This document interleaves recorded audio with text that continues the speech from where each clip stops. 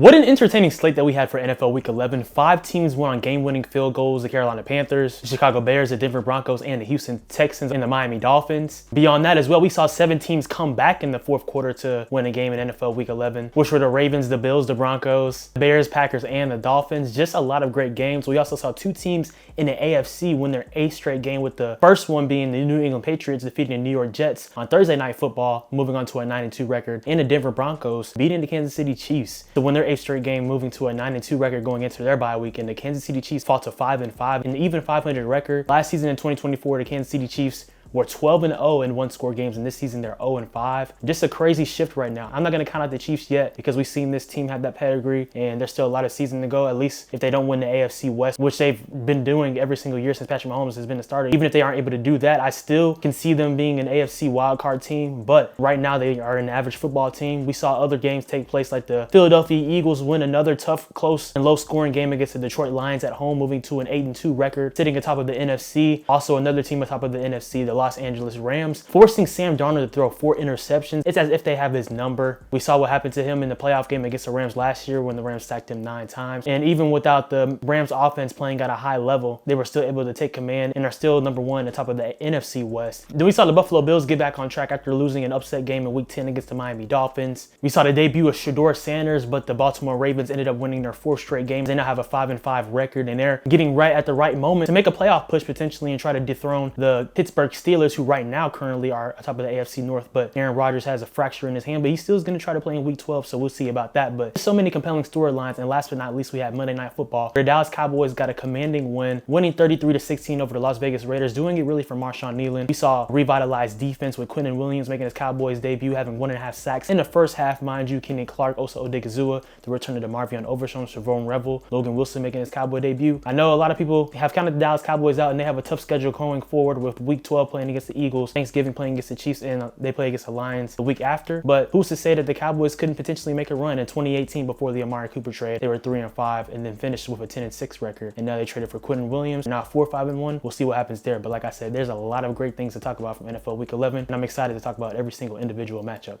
for sure. But with that being said though, guys, before I get further into this NFL Week 11 recap, make sure that you hit the like button and subscribe and turn on post notifications. A lot more videos and content on the way. Stay tuned for my power rankings video coming soon, and a lot more NBA content. And yeah, with all that being said, let's talk about what we learned from NFL Week 11. For the first week of NFL Week 11, we had the New England Patriots defeat the New York Jets 27-14, moving on to a 9-2 record, and the Jets falling to 2-8. It's crazy. The Patriots have won 8 straight games, with 9 being this year, already being more than the total amount of both of their win totals in the 2023 and 2024 seasons respectively. It's just a really testament to what Mike Vrabel and overall the New England Patriots front office has been able to do in really just one offseason. It's crazy. And in this game, the Patriots weren't necessarily the most dominant. They didn't score until the second quarter. Heck, the Jets scored first and had a 7-0 lead going into the second quarter. But going into halftime and really the second half, the Patriots woke up, and overall, I think it was a pretty good game. Drake May, he completed 25 out of his 34 passing attempts for 281 passing yards and 1 touchdown. But really the story is Travion Henderson. In the absence of Ramondre Stevenson in the past couple of games, Travion Henderson has really emerged and stepped up. Before NFL Week 10, Travion Henderson only had 1 touchdown for the year, and now in the past 2 weeks, he's had 5 total touchdowns. And in this game against the Jets, Henderson had 19 carries for 62 rushing yards and 2 rushing touchdowns, but also in the receiving game, he had 5 receptions for 31 receiving yards and a receiving touchdown too. So really good production from the rookie. He was taken in the second round for a reason, one of the top backs from the 2025 NFL draft, and really showing it. And overall, this Patriots offense has been really dynamic and really balanced as well too. And Stephon Diggs, he's been having a really good year coming off of his torn ACL last year that he had with the Texans. In this game, he had 9 receptions for 105 receiving yards, and also Mac Hollins added 4 receptions for 64 receiving yards too. So it's a really good performance from the Patriots offense defensively as well too. They were able to limit Justin Fields, who only had 116 passing yards, completing 15 out of his 26 passing attempts for 1 passing touchdown that he had to John Mechie III. And when John Mechie III is your leading receiver, no disrespect to him, but you're going to be in for a long night. And this season though, overall, it's just been a struggle for the Jets too. So nothing really too much to be said. The Patriots, I would view them for sure. They're one of the best teams in the AFC, especially from a record standpoint. But let's also analyze their schedule and see how they perform in the playoffs, because this isn't any disrespect to the Patriots Patriots in terms of how they can potentially perform in the postseason as well too. But with it just being Drake May's second year, with this nucleus still coming together, I wouldn't be surprised at all if, I mean, hey, this team were to get the #1 seed in the AFC, but if they lost in the division round, something like that. I wouldn't be surprised if they won a playoff game too, potentially. But just for me, I still think they're a little bit off in terms of being true Super Bowl and championship contenders. But hey, I can be wrong. Mike Vrabel, he has Super Bowl and championship pedigree, being a former player of the New England Patriots. So, and you're seeing them play at a high level right now. So it's just a testament to the job that he's done. I think he's for sure coach of the year so far. Drake May is an MVP candidate, and right now the Patriots, they're playing really good football as they have a 9-2 record. For our second game of NFL Week 11, we had a game in Madrid between the Miami Dolphins and the Washington Commanders that went into overtime actually, and the Miami Dolphins won 16-13. Really not too eventful in terms of from a regulation standpoint. Statistics wise, I think the biggest thing to take away for the Dolphins is that Devon Achane is just continuing to be one of the best backs in the league, and really after a great performance against the Bills in Week 10, he followed up that performance against the Commanders in this game, having 21 carries for 120 rushing yards, and Ollie Gordon II, the rookie running back, had 9 carries for 45 rushing yards and a rushing touchdown too. So Miami, they really the past few weeks have been owning the line of scrimmage from a run game perspective, and really just being physical from an offensive line standpoint, owning the trenches. So that's a great thing for them. Jalen Waddle, from a receiving standpoint, had 3 receptions for 52 receiving yards. And Tua Tagovailoa didn't have the biggest game, only completed 14 out of his 20 passing attempts, 471 passing yards, but no interceptions. And really, an interception, speaking of that, was a crucial one in overtime that Marcus Mariota threw on the first play of overtime, which ultimately led to the Miami Dolphins kicking the game-winning field goal and winning that. So this is a really good win, I would say, for the Dolphins. Really a good stretch of couple of wins for the Dolphins, beating the Buffalo Bills, who they hadn't beaten before Week 10. It had been 3 years prior to them beating the Bills, and they got a good win in this game against the Commanders. They're only 3 games away from having a 500 record. I'm not necessarily saying that the Dolphins are going to do that or get into close to playoff contention, but I will make the argument that Mike McDaniel might be saving his job, how the Dolphins are still continuing to play for him and still playing locked in right now. So that's a good thing for them. But for the Commanders, man, I mean, we know Marcus Mariota started in this game. I would say before the interception, he didn't necessarily play terrible. He completed 20 out of his 30 passing attempts for 213 passing yards, 1 touchdown to Deebo Samuel, and the 1 interception that I just mentioned. But one thing for me that I'm questioning the Commanders doing is bringing back Jaden Daniels. I mean, he didn't need surgery, so that's respect to them, and he wants to play football for sure. And you're not going to ask your star player, one of the best quarterbacks in the league, to sit out. But I mean, at what cost? Right now, the Commanders have a 3-8 record going into NFL Week 12. There's not really going to be too much to play for down the line, whether he comes back next week, Week 13, or whatever it looks like, because this season, obviously, as we all predicted, it could be a potential regression for the Commanders. That's just the reality for it right now. But like I said, from this game, the biggest takeaway is that it was a really good win for the Miami Dolphins. Surprising at how close this game was between the Green Bay Packers and the New York Giants, but the Packers were able to rally a win and beat the Giants, winning 27-20, moving on to a 6-3-1 record, and the Giants now fall to 2-9. I would say though, for Jameis Winston, he was playing really good, turnover free until he threw that final interception in the 4th quarter. But for the Packers though, I mean, even from an offensive perspective, they played a little bit better from their performance over the Eagles, and obviously Josh Jacobs getting injured in the game, but it looks like it isn't too severe, which is a blessing for them. That didn't help, but I will say though, I mean, defensively and offensively, they're able to put a solid game together. Like I said, the offense is still a lot to be desired, but a bright spot for the Green Bay Packers is that Christian Watson has been able to get in a good rhythm. In this game, he had 2 receiving touchdowns alongside with his 4 receptions for 46 receiving yards. Romeo Doubs also added in 4 receptions for 53 receiving yards. And Jordan Love, he had went out for a few snaps because it looked like he had a shoulder injury, but came back in the game and ended up playing solidly, I would say, as Love completed 13 out of his 24 passing attempts for 174 passing yards and 2 passing touchdowns. And also Malik Willis, while he was in the game, he threw a passing touchdown. So really good for them on their offense. Also Emmanuel Wilson, he had 11 carries for 40 rushing yards and a rushing touchdown. The Packers offense, I mean, it couldn't have gone worse for them in that Week 10 performance against the Eagles, only scoring 7 points, and before this game scoring 27 points. They had only scored 20 points in the prior 2 games. So a positive light for them for Green Bay. Also Josh Wiley had a receiving touchdown as well too, so solidly for them for their offense to look better. And defensively, like I mentioned, Evan Williams had that final interception, and from a pass rush standpoint, the Packers were able to peel their ears back and make some solid plays. Micah Parsons had 1.5 sacks in this game. Isaiah McDuffie had a half sack as well too, and they were able to contain the Giants when it mattered most. But the Giants, they did play solidly. Even in the 4th quarter, they were leading at 1 point, but like I said, that wasn't enough. But Jameis Winston, I mean, we all know the type of streaky player that he is, how he can make explosive plays, but he can also make explosive plays for the other team, and unfortunately for him, he did that in the final quarter. But from a run game perspective though, even for the Giants though, Tyron Tracy, he played solidly. He had 19 carries for 88 rushing yards. Devin Singletary had 16 carries, 44 rushing yards, and 2 rushing touchdowns, and Jameis Winston himself had a rushing touchdown as well too. So, I mean, just a really good overall entertaining game. They came down to the Packers overall, winning in the fourth, and really, I mean, they needed this win way more, obviously. The Giants really don't have too much to play for right now. The better team won, and the Green Bay Packers got their 6th win of the season, winning 27-20 over the New York Giants. A largely unentertaining game between the Houston Texans and the Tennessee Titans, but the Texans won this on a game-winning field goal, defeating the Titans 16-13 as the Texans now have an even 500 record, advancing to 5-5, and the Tennessee Titans are a putrid 1-9 now. We're not going to spend too much time on this game, but I will say, though, defensively for both squads, I mean, they played really solid. For the Titans defense, obviously, we know they have Jeffrey Simmons and a couple of solid pieces on the defensive side, too, but really, them playing against Davis Mills came to their benefit, as Cody Barton had a sack, Jeffrey Simmons had a sack, Arden Key also had 1.5 sacks, too, alongside with Jalen Harrell having a half sack, too. So, like I said, both defenses really were able to limit the offenses expeditiously, but Davis Mills, though, overall, I think that he had a solid game, and he dropped back a lot, completing 26 out of his 41 passing attempts for 274 passing yards and a passing touchdown. Running game wise, the Texans weren't really able to get too much going. Woody Marks had 18 carries, but only for 44 rushing yards, so not a lot there. But receiving wise, Nico Collins, he had a solid performance. He had 9 receptions for 92 receiving yards and a receiving touchdown, and Jaden Higgins, the rookie, had 4 receptions for 55 receiving yards as well. And like I said, the Texans have one of the best defenses in the league, if not the best. I say that every single week. Caused Cam Ward to have a bad turnover in the second half, forcing a fumble from him, and defensively, Will Anderson Jr. was credited at that strip sack essentially, and Tommy Togoya had a half sack. Will Anderson Jr. had a sack. Danielle Hunter had 1.5 sacks. He's had a dominant year this year. It really has just made the biggest difference. For the Houston Texans, getting a 5th win of the season is going to be really interesting for this Texans team. It'll be intriguing to see if CJ Stroud returns on Thursday in this Week 12 matchup that they'll have against the Buffalo Bills, because that's going to be very pivotal in terms of them trying to continue to chase down a wild card spot potentially, or even still an AFC South spot. I mean, it's not guaranteed for the Colts yet, even though they've been one of the most dominant teams in the league. So I like how the Texans have been able to really rally amongst one another, even though their offense has struggled throughout this year. CJ Stroud missing the past couple of games due to a concussion has still been able to pull out a couple of wins, and that's a great thing for this Houston Texans team. And for the Titans, I mean, we're really not going to talk about them. Their franchise is just a hot mess, but it's a great win for H-Town. Broom's out, man, because the Carolina Panthers sweep the Atlanta Falcons in their season series this year, and early in their season they won 30-0 at home against the Falcons, and on the road in this game against the Falcons in Week 11. The Panthers defeated Atlanta, winning 30-27 in their trap, moving to a 6-5 record, in the Atlanta Falcons fall to 3-7. I think if before the season you predicted where these teams would be, I think a lot of people would predict the opposite records for each team. People would have thought that the Panthers would have been 3-7 to this point, and that the Falcons would be potentially 6-5 with all the talent that they've had, but absolutely not, man. This Panthers team is continuing to play well this year. I know a lot of people still have the perceived notion that they're not really a good football team, that they're frauds or whatever. Maybe they're not a true playoff team, or maybe they'll sneak in as a wild card or something like that. Regardless of that, man, you have to give props to Dave Canales, the Panthers head coach, who has really coached his butt off this year, and they played a lot of complementary football on both sides of the football. First and foremost, Bryce Young, we all know the struggles that he's had throughout his past couple of seasons. But I know one thing, against the Falcons, he absolutely teased up, and Bryce Young, in his game against Atlanta, completed 31 out of his 45 passing attempts for 448 passing yards and 3 passing touchdowns, spreading it a lot to his weapons. And really, for the whole season, Rico Dowdle in the running game has been the story, but his passing game really was unlocked against the Falcons defense, as Tedero McMillan, the rookie, I would say he had his best game as a pro so far, having 8 receptions for 130 receiving yards and 2 receiving touchdowns. Xavier Legette had 4 receptions for 83 receiving yards and a receiving touchdown as well too. And their defense was absolutely playing solid. Like I said, they've had a pretty good unit throughout the year. See, they already have J.C. Horn, who's one of the best cornerbacks in the league. For the Falcons side, I mean, we all understand that this has been a year that has been full of inconsistency. Michael Penix Jr. has missed a couple of games, and now he's going to miss the rest of the season essentially, where he aggravated a knee injury, and the specifics of it haven't necessarily been released yet as I'm recording this, but he's going to be out for the year, and he's had a lot of knee issues back at his time in college as well too, so this is just very untimely for the Falcons. Not only him being injured, but also Drake London is going to miss Week 12 as he's out with a PCL sprain, so a lot of things are just really starting to break down for the Falcons. We're going to see Kirk Cousins start for the rest of the season, and we'll see how that goes. It was very up and down for him last year before he was benched for Michael Penix Jr. in the 2024 season, and it's just also bad too because Bijan Robinson, he had a really good game, had 23 carries for 104 rushing yards and 2 rushing touchdowns. Also in the receiving game, he had 4 receptions for 39 receiving yards, and it sucks for Drake London, and now he's not going to be in the lineup because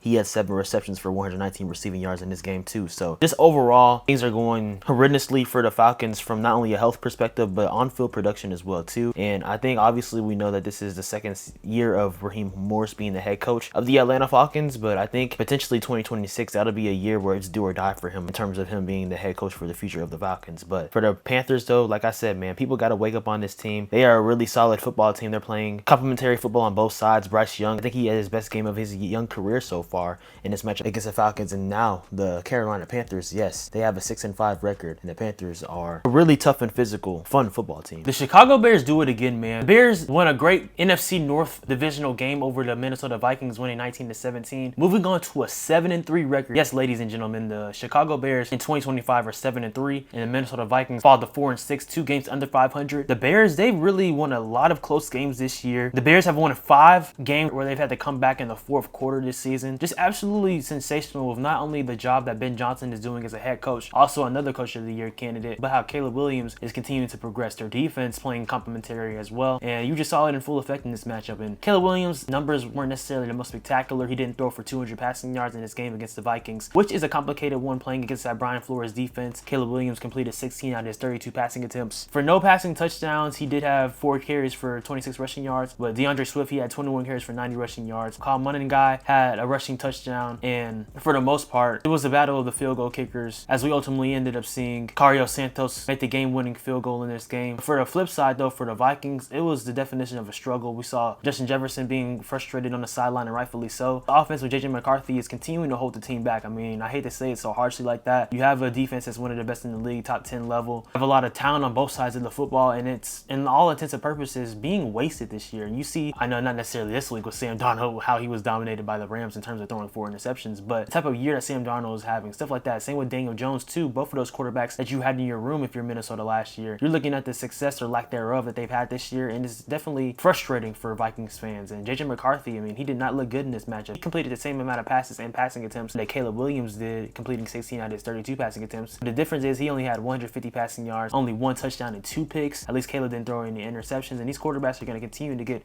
compared to one another because not only are they in the same division, but also they were drafted in the same draft class. And right now, 9, whatever JJ McCarthy said his nickname was, isn't necessarily showing up at a high level at all. Jordan Mason had a rushing touchdown. Jordan Addison had the lone receiving touchdown in this game. But besides that, man, I mean, like I said, we know the type of offensive mastermind and overall great coach that Kevin O'Connell is, but you can't make chicken soup out of chicken-ish. You know what I'm saying? So right now, JJ McCarthy has to step it up. Defensively, though, I mean, they kept the team in it. The Vikings had to climb themselves at a deficit, and they got close to winning the game. Dallas Turner, the second-year edge, had a sack. Andrew Van Ginkel had a sack, too. I mean, the Vikings defense, like I mentioned a second ago, they're going to keep you in games, but their offense has really just been holding them back the past few weeks, especially with JJ McCarthy back, and he's had an interception, at least 1 interception in all of his starts so far this year. So that's just not playing efficient football at all and winning a turnover battle. You're not doing that. So I think it's a great thing from this game that we learned that the Chicago Bears, they're just finding out different ways to win. It was different last year on the flip side, as they only had a 5-12 record and they lost a lot of one-score games. But this year they really flipped the switch and have won a lot of those one-score games, and they've been playing well collectively too. And it's a really great win for the Chicago Bears, who are now 7-3.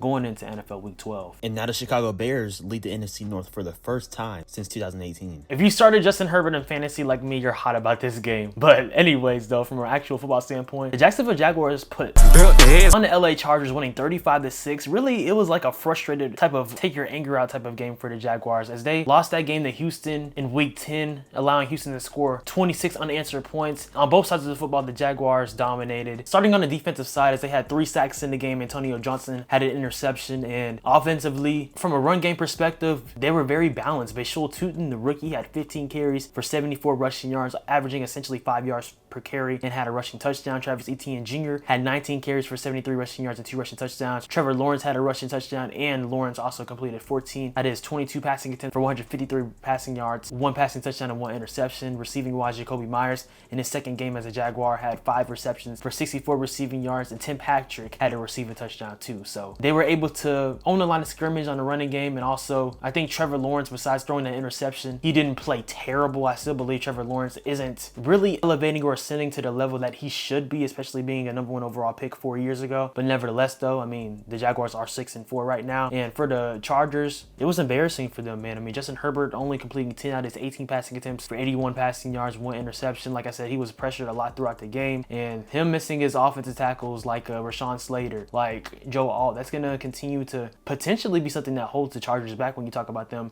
making a potential postseason run or having some type of success in the postseason too. Like I said, I mean, there's really not too much to talk about them from an offensive perspective. They only had 2 field goals in the game. I mean, no real points scored. So the Jaguars, I mean, they sent a message in this game. They're very much in the mix in terms of the AFC, in terms of them trying to be a wild card and trying to catch up with the Colts in their own division in the AFC South as well too. And they still have the Texans that are creeping behind their backs as well. So that being said though, I mean, the Jaguars, they had a really good win, a statement win in this one over the Chargers, moving on to a 6-4 record. In a game that had 9 lead changes, this matchup between the Buffalo Bills and Tampa Bay Buccaneers was one that came down to the final few minutes in the fourth quarter, and the Buffalo Bills persevered, winning 44-32, moving to a 7-3 record, and the Tampa Bay Buccaneers lost their second game in a row, following the 6-4. Josh Allen had a 6-touchdown game, was making plays all around the field, and also he did have 2 picks in the game though, but with that being said, his team and his defense ended up making plays when they needed to, and also in a combination of the Tampa Bay Buccaneers having some bad penalties, things of that nature too as well, shooting themselves in the foot, led to the Buffalo Bills winning this game. And talking about Josh Allen, staying on that fact, in the passing game he completed 19 out of his 30 passing attempts for 317 passing yards and 3 passing touchdowns with those 2 picks that I mentioned, and also in the running game he had 6 carries for 40 rushing yards with 3 rushing touchdowns, so he accounted for 357 total yards and 6 total touchdowns. The running game wasn't necessarily as prevalent. The Tampa Bay Buccaneers are pretty solid at doing that, as James Cook only averaged 3 yards per carry, as he had 16 carries for 48 rushing yards. But receiving wise though, James Cook was able to put on a really good showing, and overall for the game he had a total of 114 all-purpose yards, as James Cook had 3 receptions for 66 receiving yards and a receiving touchdown. Tyrell Shavers had 4 receptions for 90 receiving yards and a receiving touchdown, leading the Bills receiving wise, and Ty Johnson had 2 receptions for 61 receiving yards and a receiving touchdown too. So for this Buffalo Bills skill player committee that was without Keon Coleman because he missed a meeting the Friday leading up to the game against the Buccaneers, and also Dalton Kincaid being injured, it was a great performance of Josh Allen being able to connect to 9 different receivers in the matchup, which made a huge difference.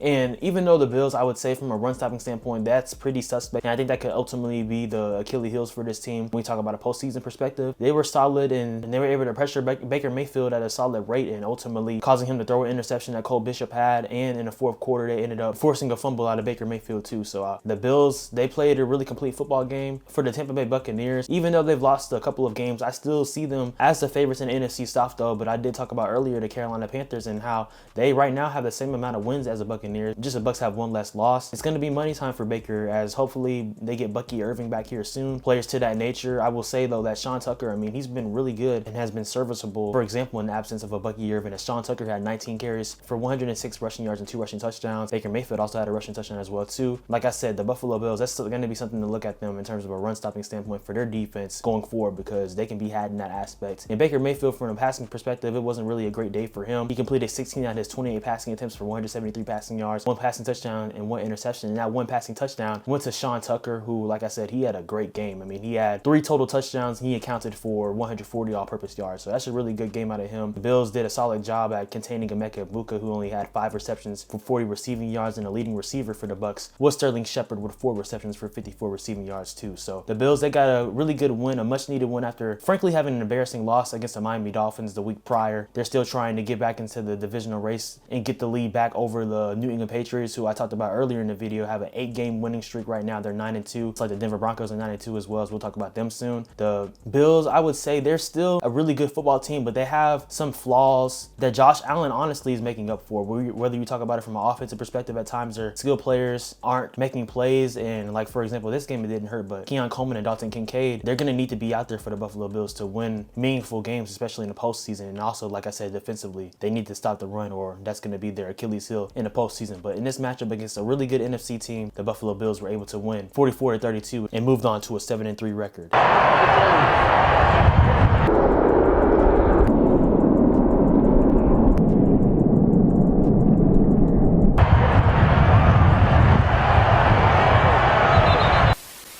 Emotions were definitely high in this matchup between the Pittsburgh Steelers and the Cincinnati Bengals, but the Steelers made light work out of the Bengals, winning in dominant fashion 34-12, as the Steelers now have a 6-4 record and the Cincinnati Bengals fall to 3-7. And for a team in the Bengals who are hoping to get Joe Burrow potentially back by Thanksgiving, even though I think that would be too quick and it might be better for him to return in the Buffalo Bills game the week after Thanksgiving, they might not have a lot to play for at that point, honestly. And for the Pittsburgh Steelers, this is a good win for them, but it came at a cost with Aaron Rodgers having a fracture in his hand, and it looks like Mason Rudolph is going to start in week 12 against the Chicago Bears. So we'll see how Aaron Rodgers' health will be for the rest of the season, because I mean, it's not in his throwing hand that he has a fracture in, but still, nevertheless, that's still going to bother you. And we saw a few years ago in his last year in Green Bay, he had a thumb injury. But with that being said, though, I mean, the Steelers, they put on a great performance on both sides of the football. We'll talk about the stats while Aaron Rodgers was in there. He completed 9 out of his 15 passing attempts for 116 passing yards and a passing touchdown. And then when Mason Rudolph came in the game, he picked up right there too, playing efficiently, as he completed 12 out of his 16 passing attempts for 127 passing yards and a passing touchdown. Jaylen Warren played solid in the running game, having 10 carries for 62 rushing yards. Kenneth Gainwell really had a great game from a receiving perspective, as he had 7 receptions for 81 receiving yards and 2 receiving touchdowns. Darnell Washington also made some splash plays, moving people out of the way, running people over, as he had 4 receptions for 67 receiving yards. And DK Metcalf didn't have necessarily the most productive game, as he had 5 receptions for 49 receiving yards, but it really didn't make too much of a difference because the Steelers on both sides of the football played at a high level. Kyle Duggar had a pick 6 touchdown on the defensive side. Nick Herbig, who's been one of the best defensive players for the Steelers this year, he had a sack in the game, and the Bengals offense was just overall unable to get anything clicking. Joe Flacco completed 23 out of his 40 passing attempts for 199 passing yards, 1 touchdown, and that pick 6 touchdown that Kyle Duggar had. Chase Brown, I think that he played solidly. He had 18 carries for 99 rushing yards, but ultimately the Bengals were trying to play catch up in this game, and the Steelers defense, they were pretty locked down. The leading receiver for the Bengals was T. Higgins, who, as he had 3 receptions for 63 receiving yards and a receiving touchdown. And the Steelers secondary, after giving up that dominant performance to Jamar Chase in the first matchup earlier this year against the Bengals, they really had Jamar on lockdown, as he only had 3 receptions for 30 receiving yards. And we saw a huge altercation between Jamar Chase and Jalen Ramsey. He clearly spit on him. So that was definitely bad, suspended for a game. Anyways, though, the biggest takeaway from this game is the Steelers got a really good win. We'll see about Aaron Rodgers when he might potentially come back, how Mason Rudolph will play. Like I said, in this matchup against the Bengals, he played solidly. That's not saying a lot because the Bengals defense is one of the worst in the league. But if the Steelers can play complementary football on both sides of the football, see them potentially winning a game against the Bears. I mean, you see what the Texans have done with Davis Mills from a backup quarterback perspective too. As long as you have a solid defense that's able to make plays at times, and you have some solid playmakers, they can carry you while your starter is out. So we'll see what the Steelers are able to do. But right now, they got a good win over the Cincinnati Bengals in division, moving on to a 6-4 record. In the return of Brock Purdy, the San Francisco 49ers put on a statement, whooping the Arizona Cardinals 41-22, moving on to a 7-4 record, and the Cardinals fall to 3-7. Brock Purdy being back is huge for this 49ers team, as they're going to try to go on a run to be a real fixture in the NFC. They might not win their division if you look at teams in their own division in the NFC West, like the Seahawks and especially the Rams, who are probably going to win the NFC West. But they're one of the best teams in the NFC still, even as a wild card. And Brock Purdy, in his return, he completed 19 out of his 26 passing attempts for 200 passing yards and 3 touchdowns. Christian McCaffrey in the running game and passing game, we know the type of threat that he is overall, being one of the best backs in the league. As the 2023 Offensive Player of the Year, had 13 carries for 81 rushing yards and 2 rushing touchdowns. Also receiving wise, he had 5 receptions for 40 receiving yards and a receiving touchdown. So he had 3 total touchdowns and accounted for 121 total yards. George Kittle also had 6 receptions for 67 receiving yards and 2 receiving touchdowns. And Juwan Jennings had 4 receptions for 54 receiving yards as well too. So the offense just was humming and playing very electric and physical, I might add as well too. Their defense forced Jacoby Brissett to throw 2 interceptions, one coming from Lenore and the other coming from Malik Mustafa. You've seen the 49ers, even amidst the injuries that they've had with Fred Warner and Nick Bosa, still continue to be opportunistic and play at a solid level. And that's credit to Robert Saleh, the defensive coordinator there, alongside with Kyle Shanahan, putting his players in great positions to succeed both on offense and defense. And for the Cardinals on the flip side, it's crazy because they almost threw the ball 60 times. And in this game, Jacoby Brissett had the most completions in a game in NFL history, as he completed 47 out of his 57 passing attempts for 452 passing yards, 2 touchdowns, and those 2 interceptions that I mentioned. Like I said, the Cardinals were kind of playing from behind the entire game. I mean, they were down 1.35-10, so those stats can be a little bit skewed. But I mean, we're going to give credit, I guess, to Jacoby Brissett. But the 49ers will take him having almost a 500-yard performance, throwing for 452 passing yards, as long as the 49ers won. Michael Wilson, though, he had a great game, as he had 15 receptions for 185 receiving yards. Trey McBride had 10 receptions for 115 receiving yards and a receiving touchdown. And Greg Dortch had a receiving touchdown too, alongside with his 6 receptions for 66 receiving yards. So just overall, I would say a really high scoring and entertaining game, but really the final score can kind of be deceiving, as the 49ers dominated throughout the entire game, winning 41-22, advancing to a 7-4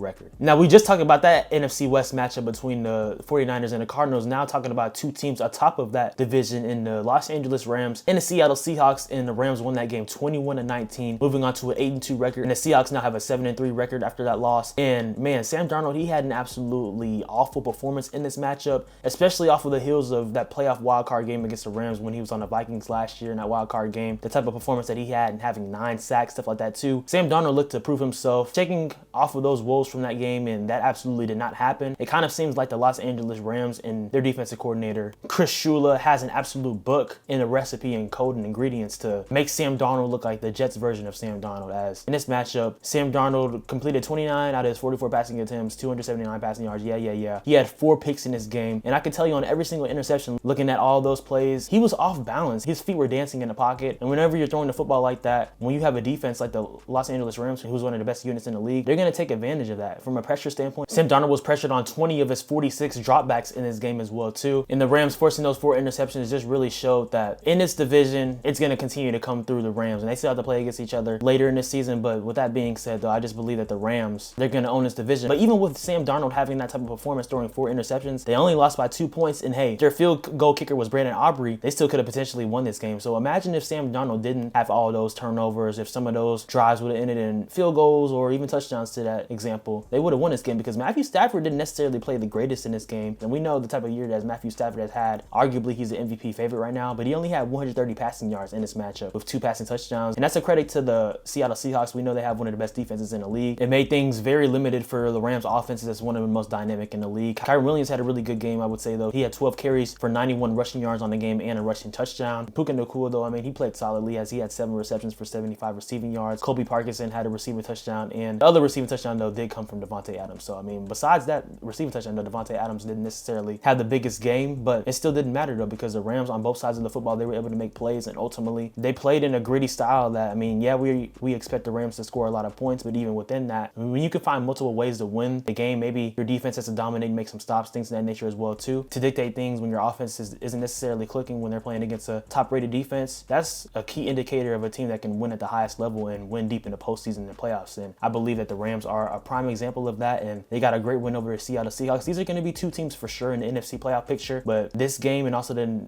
game later in the season can be the biggest difference in terms of who has home field throughout the playoffs in the NFC out of these 2 opponents. But overall, it was a really good game, and it was a really good win for the Los Angeles Rams, as they are now 8-2. Chiefs are 0-5 in 1-score games this season, and they were 12-0 in 1-score games in 2024. How many people expected this to be the reality before the season? But going into NFL Week 12, the Kansas City Chiefs have a 5-5 record, as the Denver Broncos beat the Kansas City Chiefs at home 22-19, moving on to a 9-2 record. And the Broncos now have won their 8th straight game, as they now sit atop of the AFC with the 1st seed currently. For the Chiefs, man, this team is just not the same this year, and it's okay to say that. I'm not necessarily going to say that their dynasty is over, because they've still won 3 championships in the past 6 years, something to that nature. So there's still a lot of great football for Patrick Mahomes to be played, stuff like that too. But it's apparent that their offense isn't great, especially against this defense against the Broncos. You already knew that it was going to be a struggle. But when they have weapons in this game, like a Rashee Rice, who's their number 1 wide receiver, only having 6 receptions for 38 receiving yards, that's not a key ingredient for success. And we know Travis Kelce is one of the best tight ends in the game. But at this point in his career, as he's 36 years old, him having a game like 9 receptions for 91 receiving yards and a receiving touchdown like he had in this one, you're not necessarily getting down and out, because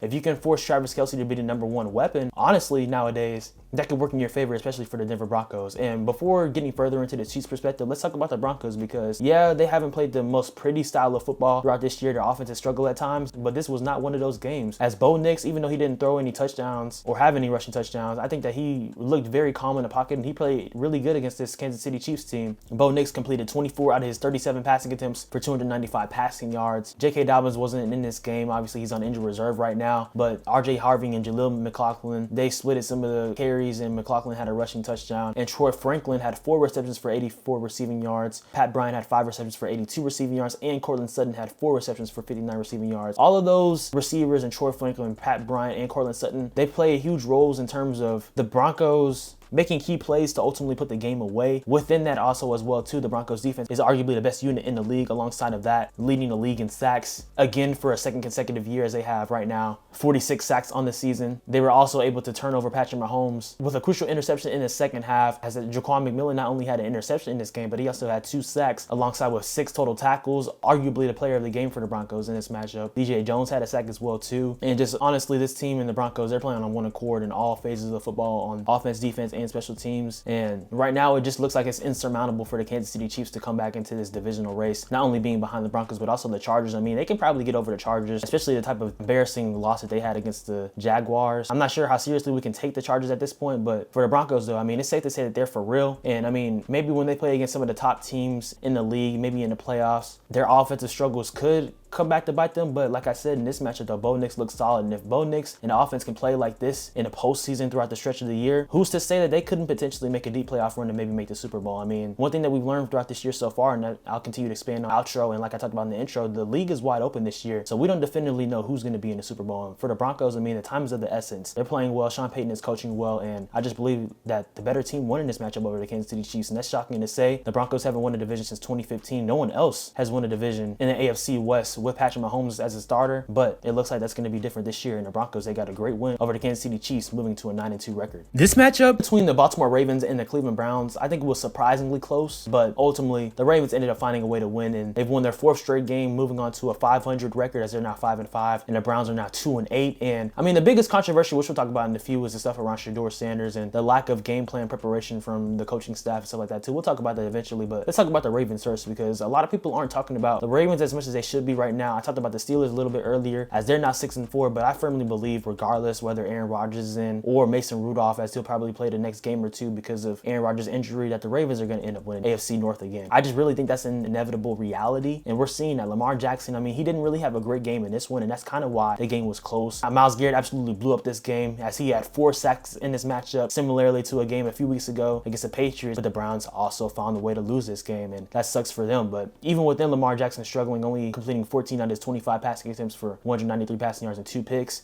it didn't matter, because in the running game, they absolutely out-physicaled the Browns from that perspective. Derrick Henry had 18 carries for 103 rushing yards and a rushing touchdown, and Mark Andrews had that essentially game-winning rushing touchdown at the end on that 4th down, having a 35-yard rushing touchdown too, so that was essential for them. But besides that, like I said, the offense for the Ravens, especially from a passing perspective, struggled. The leading receiver for the Ravens was Zay Flowers, as he had 3 receptions for 78 receiving yards. But like I said, the defense made life very miserable for Dylan Gabriel before he got injured, and then when Shedeur Sanders ended up playing in the game, it made it even more difficult for him. When Dylan Gabriel was in, he completed 7 out of his 10 passing attempts for 68 passing yards, but then when Shedeur Sanders came in, he had some solid throws, I would say. I mean, some of his receivers were unable to come down with the ball, some drops and stuff like that too, but Shedeur only completed 4 out of his 16 passing attempts for 47 passing yards, and he had an interception. You saw Kyle Hamilton hit the Shedeur celebration, which was pretty funny, I'm not gonna lie, as he had a sack and accounted for 9 tackles in this game. Nate Wiggins had that interception in the game too from Shedeur Sanders, and Keon Martin had a sack. Kyle Van Noy also had a sack as well too. Just the Ravens, I think they're continuing to, just like last year from their defensive perspective, improve, and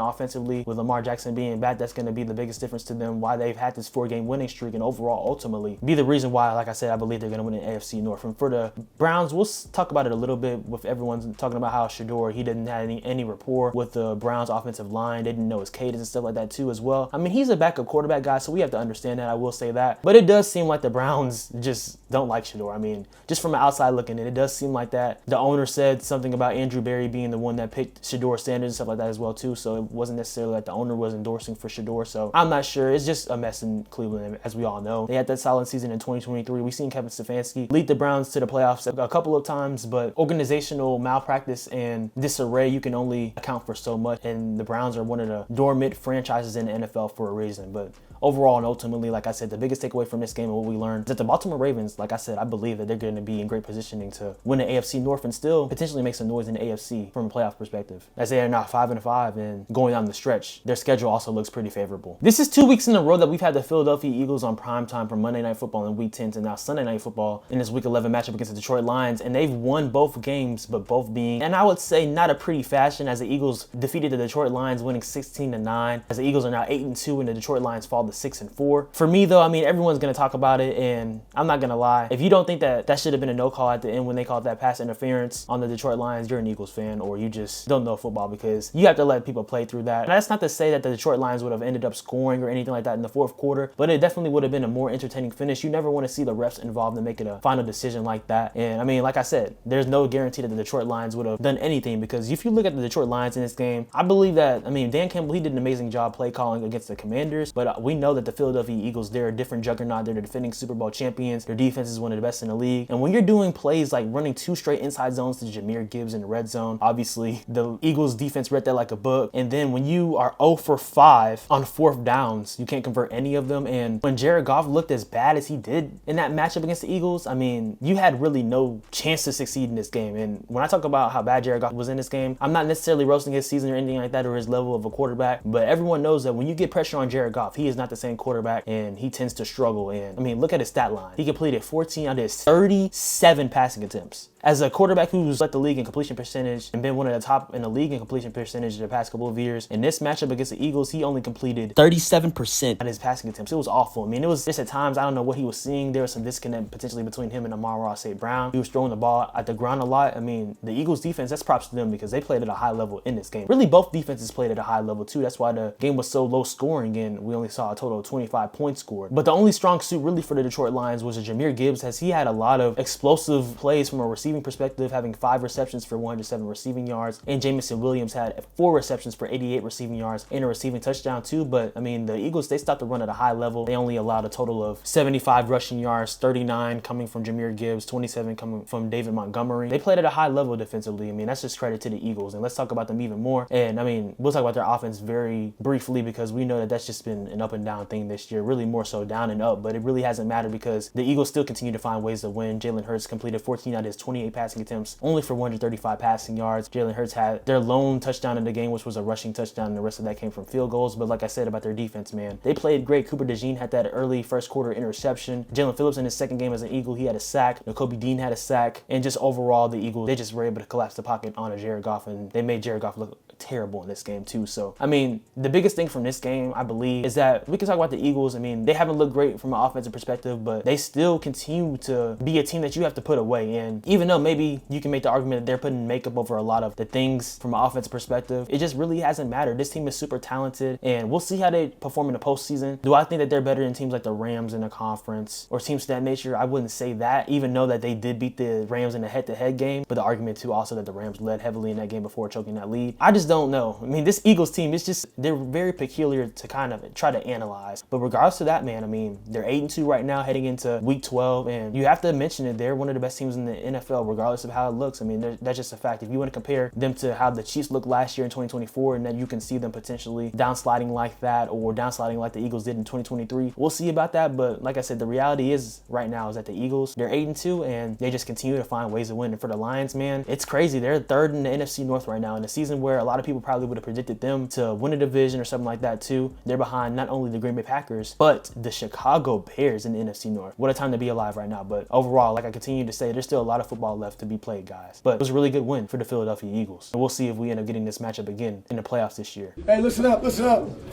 Hey, before we do all the celebration stuff, let that thing go. Hold it.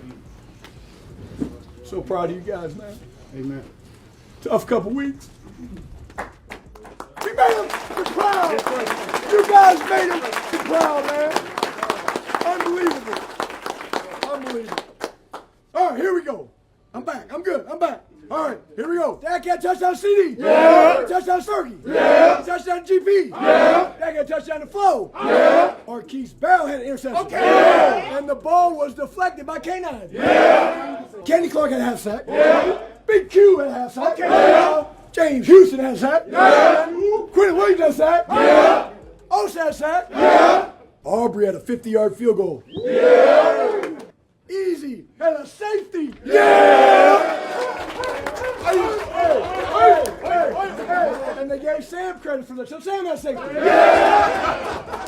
Hey, so proud of you guys. Enjoy it. For the final game of NFL Week 11, we saw the Dallas Cowboys really dominate the Las Vegas Raiders, winning 33-16, moving to a 4-5-1 record. And now the Raiders fall to an abysmal and uninspiring 2-8. And really, man, that game was for Marshawn Kneeland. What a way to honor Marshawn Kneeland in this game for the Cowboys. And we know coming off of the bye week, that tragedy happening in itself, really the whole team galvanizing around one another, just to support one another through that tough time. That's just the definition of a brotherhood. And Dak Prescott, I mean, I believe he's one of the best leaders in the league. Watch a Peyton Manning of the year, as we all y'all know that a few years ago, and he is continuing to play at a high level. Although, I mean, we know the Cowboys, they dominated the Raiders, not a great team at all. But regardless of that, though, I mean, this was just one that the Cowboys handled their business. Even when CD and George Pickens didn't start on the first drive, and I think there's been reports about, you know, them being in Vegas, so you can pretty much assume why they didn't play on that. But regardless of that, though, those two wide receivers went crazy. We'll talk about Dak in a second, but let's talk about George Pickens, man. CD Lamb, I believe that when healthy, all things like that, and we know he missed a few games this year because of that ankle injury. I believe he's a top 3 receiver in the league, right under the likes of Justin Jefferson, Jamar Chase. But this year for the Dallas Cowboys, man, George Pickens has been the best wide receiver on this team this year. That goes without saying. You saw it on full display. He had 100 receiving yards in the first half, and for the game, George Pickens had 9 receptions for 144 receiving yards and a receiving touchdown. That play where he had his 37-yard receiving touchdown, that was absolutely filthy and disgusting. It's just a savant, man, and he's really going to command a huge contract from the Cowboys, and they're going to re-sign him for sure. I mean, this tandem with him and CD, I believe they're the best in the league. I know Jamar Chase and T. Higgins together exist, but how they play together and the rapport, and especially how George Pickens has elevated himself playing with the Dak Prescott and the connection that they have, it goes without saying, man. I think that this is the best wide receiver duo in the league. And with that, CD Lamb could have had 2 receiving touchdowns in this game, but he dropped that 1 touchdown in the fourth quarter. But regardless of that, though, CD still played well. I believe he had 5 receptions for 66 receiving yards and a receiving touchdown. So both of the Cowboys star wide receivers, they combined for 200 receiving yards and 2 receiving touchdowns too. At that end with Jake Ferguson getting another receiving touchdown and Ryan Flournoy as well too. And Dak Prescott, man. I mean, I know the Cowboys, they've struggled the past few weeks before the bye week and then before this game, obviously, but he still played great this year. Dak in this game completed 25 out of his 33 passing attempts for 268 passing yards and 4 passing touchdowns. Like I said, I mean, he could have had 5 passing touchdowns if CD would have had that last one, but Dak is just playing at a high level. And I think that the Cowboys, I mean, they're playing really good football, and we're talking about their defense because I think that could be a huge showing for the type of improvement that they can have on that side. But also in the running game, Javonte Williams had 22 carries for 93 rushing yards as well. And let's talk about the defense real quick because the additions that they made, obviously trading for Quinnen Williams, Logan Wilson as well too, but Shavon Revel returning, DeMarvion Overshown, those 2 players, Revel and Overshown, didn't even play a bunch of snaps, but they're going to continue to get more and more as they've returned from injury. It's going to be a huge boost for them. And the Cowboys had 13 pressures in the first half. Quinnen Williams absolutely collapsed the pocket. You saw the instant impact that he had, and this team is going to be improved overall as a result of that. And we know that the Cowboys have the 6th hardest schedule for the rest of the way going, but I mean, I wouldn't be surprised if this team has a shot in the NFC to make the playoffs. But even within that, though, let's talk about the stats from a defense perspective. Quinnen Williams in the first half alone had 1.5 sacks, and he only had 1 sack leading up with the Jets before this game, but he had an instant impact. Donovan Ezeraku, the rookie, forced a safety. There was pressure all around. I mean, Geno Smith couldn't do anything. The defense also only allowed 27 total rushing yards, and Geno Smith with 14 rushing yards led the Raiders in rushing yards. So that was just absolutely gross from them. James Houston also had a sack. Osa Odigizua had a sack too, and Kenny Clark had a half sack. So you're seeing potential front at times with Kenny Clark, Quinnen Williams, Osa Odigizua, the 3-man defensive tackle lineup,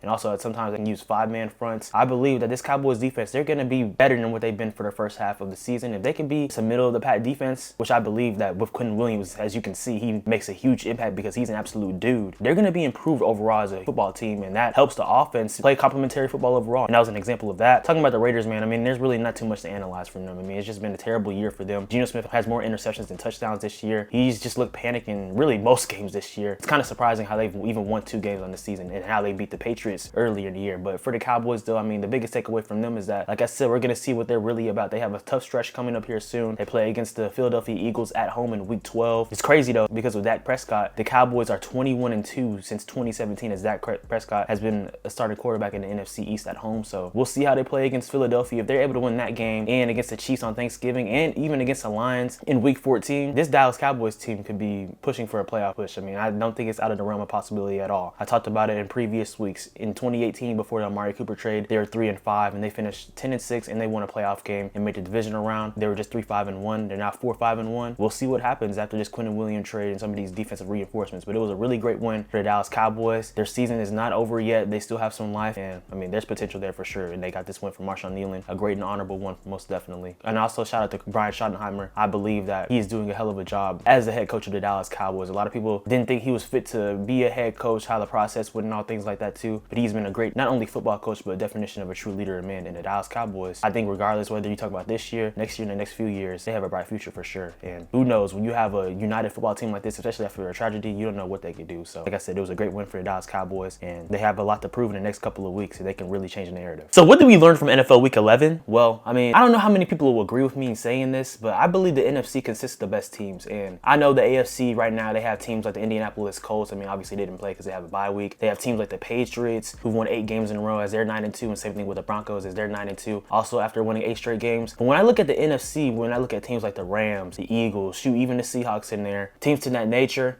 I view them more as legit postseason threats than, for example, the Patriots, the Colts, and the Broncos. And even the Bills, I mean, I know they lost against the Patriots, and right now they're still not leading the AFC East because the Patriots are. I would still favor the Bills over some of those teams just based on experience alone. Now, I know the running game has been an issue for the Bills defense to stop, so that could loom to a disadvantage for the Bills potentially in the postseason. But right now, man, if I have to pick a team, well, not necessarily even a team, but if I say, okay, the Super Bowl winner is going to come out of this conference or that conference, I think it's going to come out of the NFC. But there's a lot of football to be played. Still 6+ weeks of football left in terms of the regular season perspective, so there's a lot that can unfold and shape up, especially from a playoff race, things of that nature as well too, and how teams will be trending ultimately in January going into the postseason. But for me, I just believe the NFC is a superior conference, but there's a lot of really good football played, so many comeback in this NFL Week 11, and I just still believe that we don't have a definitive favorite right now in either conference, and that's a great thing because whoever wins the Super Bowl, I think is going to be a surprise. And even when we see in a team like the Chiefs, as they are 5-5 right now, still struggling, I still wouldn't count them out yet because like I just mentioned, there's a lot of football to be played. But y'all let me know what y'all think in the comments down below and what y'all learned from NFL Week 11. Guys, hit the like button, subscribe, and turn on post notifications. Follow me on Instagram,